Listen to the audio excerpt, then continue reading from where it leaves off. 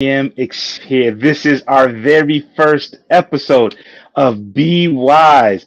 This is a ministry from Impact Family, and what we want to do here, we want to discuss money. We want to look at the things about money, and the question that we're asking here, in during this time, is God okay with us being rich? Is God okay with us being having money? And that is the question that we're going to be wrestling here in this time in this podcast. We're going to have some guests come on to share some perspectives that could help us to move our money forward. Ultimately, we want to look at the importance of how is it that we are called to manage our finances. Certainly, just honored and grateful for you to be here today. I am excited about this show. It is going to really speak to you. It's going to answer some questions that you have been asking. It's going to help you along the ways and understand how to best understand this. You all, the place I want to jump off is from my own personal story. Man, back in 2018, my family and I, we are working through our personal finances. My wife and I, we're working. And my wife, man, I bless her. I'm so honored to be married to this amazing woman. She had a perspective on our finances that I didn't have. She was raising the white flag. She was trying to sound the alarm to get my attention to say, hey, what we are doing right now is not working. And of course, what do I do? I dismiss what she says and I continue to press on because I think that eventually we'll figure it out. We'll get it.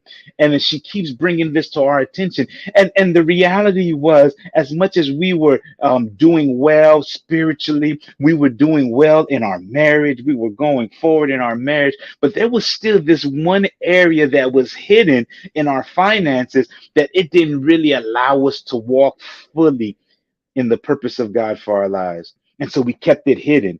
And that's just the way we had operated. And then one day I had to come to grips with where we were at financially. And I realized that we're not in a safe and secure place. More than anything, here's what got me. I was like, man, how can we go and we're shouting our heads off, giving God praise, giving God glory on Sunday mornings, and yet on Monday we're ducking and dodging certain phone calls from bill collectors. On Tuesday, when a mail comes in and it's saying that we're over past due on an amount, we're just kind of dismissing it, not walking in that. And I had to wrestle with that and understanding that and ask the question, how is it that on Sundays we're bragging about a God who sets us free, a God who owns everything that we see, a God who is greater and mightier than we may ever know, and a God who says that in every area of our lives that we have deliverance emotionally, mentally, spiritually, and physical well-being, and even financially. How is it that if we're talking about this kind of God on Sunday, that on Monday his people are experiencing this? More specifically, I was experiencing that.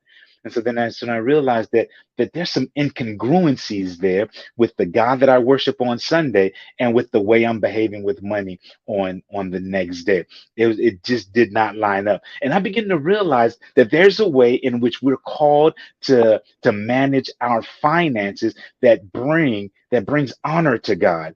And I begin to understand that these conversations that we need to have in the church around finances, it needs to be not just to bring your tithe, not to just to bring your offering, while that act of generosity, that act of giving and commitment is in line with who God is. But I also realize that there's something that God wants to do with us here in terms of how we manage that also brings glory to God. And in some ways, it's our act of worship, right? Our act of being incongruent and our act of being congruent with what God is doing. First thing I wanna share is this, that there are definitely some dangers around money. The Bible lets us know that it's the love of money that's the root of evil. The money itself is not evil, but it's the love of it. And you begin to think about, well, why is it saying the love of it? The love of it begins to show what's in our heart, right? That because, as love is flowing in and through us and it's coming from the place of heart. And if our heart is purposed specifically for that money, specifically for that thing, that the money, that's where the problem is. And we've known and we've seen it, and we might have done it ourselves if we be honest, where our heart was bent towards the money and not on God, right? Where we had made some decisions that was influenced by the finances. I know you all may have heard this before, and I've certainly heard it, that everyone has their number. Everyone has a number.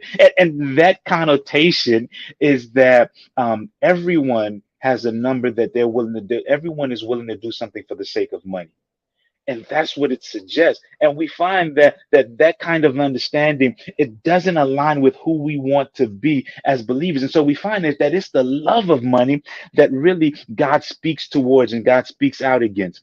I've been doing some research on this to really find out and to hear some of the thoughts behind this thing, and asking this question: is God okay with us being rich? Is God okay with us being money? We first find out the thing about money here. It has a couple of danger. The danger is the desire to get rich, right? That's where, for me, I have to say that it resonated with me, and maybe part of the reason why I was a little bit slow at getting my finances in order, in part, is because I did not want the end goal for me to be just about getting money or for me to just get rich. I didn't want to get to the place of richness, right? Or financial success and do it without my family, do it without friends. I didn't want to get there and more importantly, do it outside of God, outside of knowing who God is.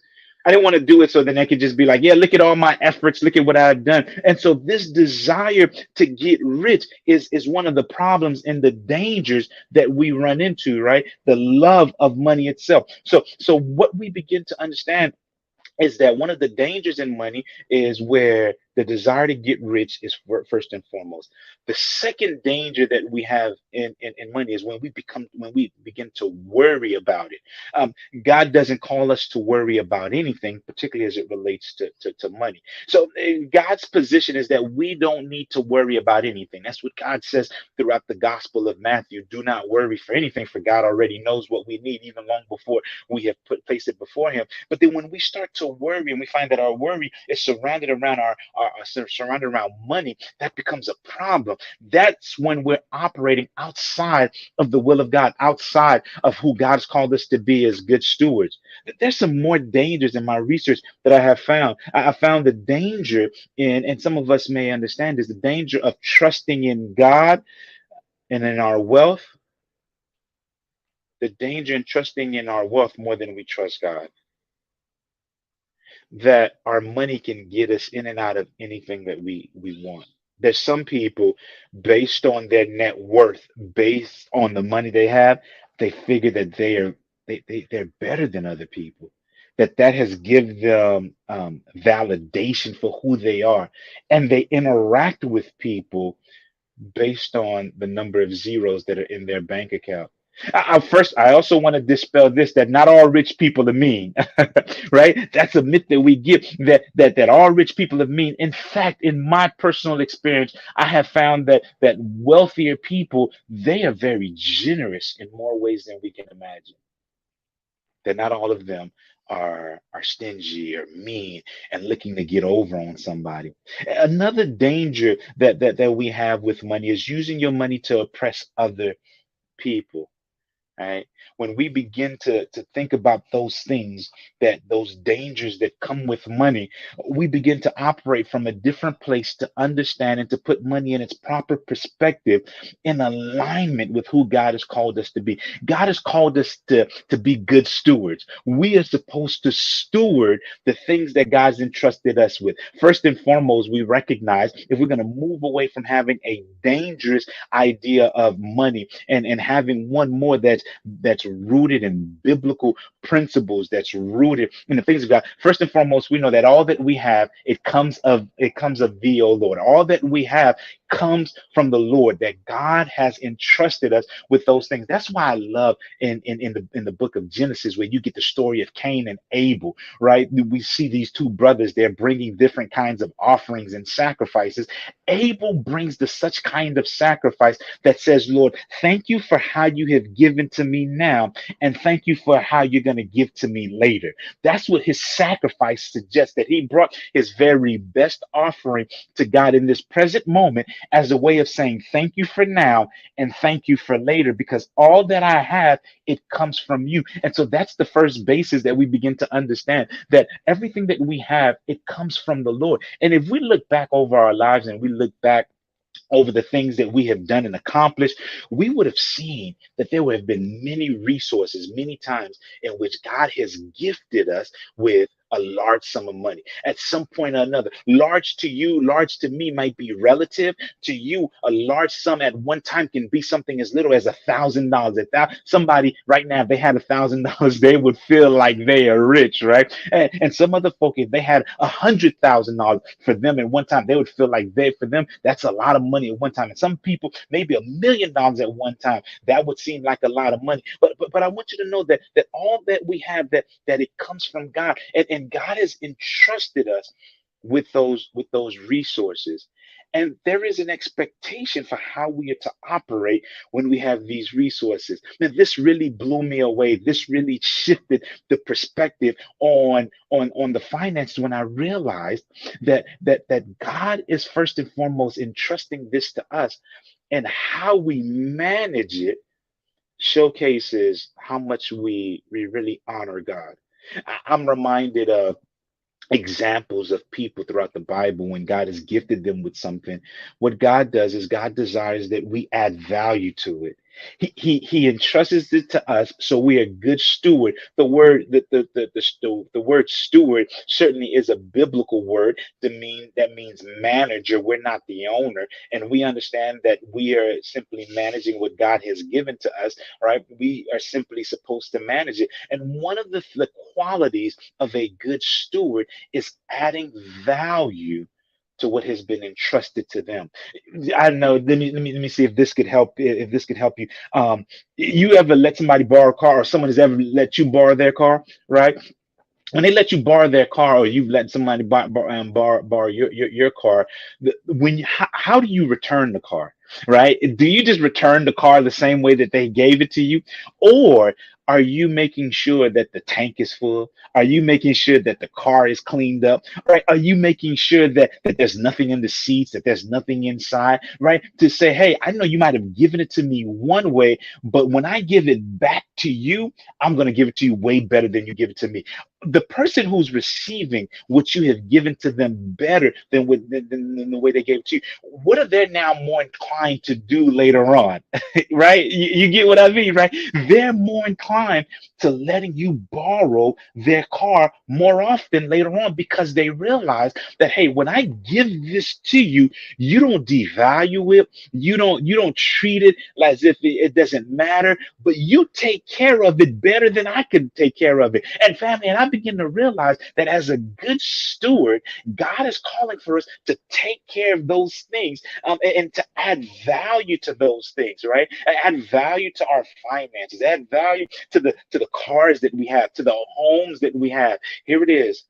Add values even to our own very own bodies.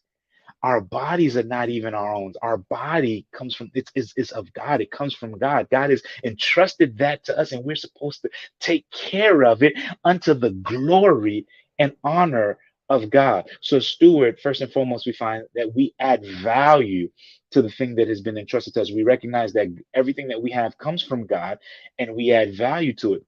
And I believe that as we add value to it, God will then allow room for more to come. God will allow room for us to handle more, to manage more, because we were faithful with the thing that He gave to us. I begin to understand that an example of us really being able to take care of the things that God gives to us is beginning to, it has to multiply, and it has to stretch and spread and go further and go farther, that it could be a blessing to more people. And that perspective of understanding of money has shifted, radically shifted this thing for me. Now I am interested in engaging in and learning more about finances, more about money, and really just bringing this to you. For those of you that might be struggling with, hey, how am I supposed to understand money from a biblical perspective, from a Christian perspective? Well, I want to suggest to you that the first place we start with is understanding that we are good stewards with what God has given to us, that we are only managing, taking care of the things that God has given to us. All that we have, it comes from God, and we manage it, we take care of it. And how we take care of it is by adding value to it, right? We add value to it, we nurture it, we allow it to grow, we put it in places for it to grow, we allow it to grow so that way we can be generous with others. We don't put the money as the first thing, but rather it's the last thing, because first thing for us, our heart's desire is on the Lord. Our heart's desire is on God. And the money is not the object of our worship. It's not the object of our affection. It's none of that, right? It's the money. We begin to put it in its proper perspective as God has given to us. And the proper perspective for money, family, here's what I begin to understand: that it's for three things. It's made for us that we might be able to spend it. Yeah, that's true. We have it so we can spend it. That's how we're able to enjoy certain things, enjoy certain trips, enjoy certain material things like clothes and the car and the homes, right? So it's made for us to enjoy it and to spend it. It's also made for us to save it. Man, that's a small thing, but big thing.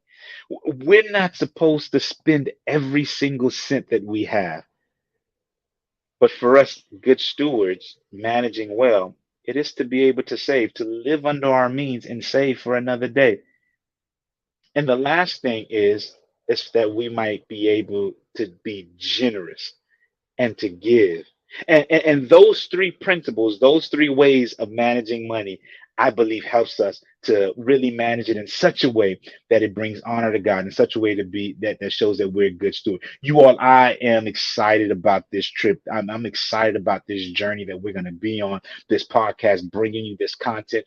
We will feature guests that will bring and highlight some of the things that they have understood, how God speaks to us in money. These guests, they're going to highlight and share some of the perspective that will help us to understand how is it that we manage money. And here is our main goal. We want you to have the money. Don't let the money have you. That's what I want to let you know. You can have the money, but don't let the money have you. Yo, my name again is Vincent Ambeau. Thank you so much for joining us on Be Wise podcast, part of Impact Family Ministry. If you want some help on this, if you want to know more, reach out to us, impact.vision. Good to see you. Peace.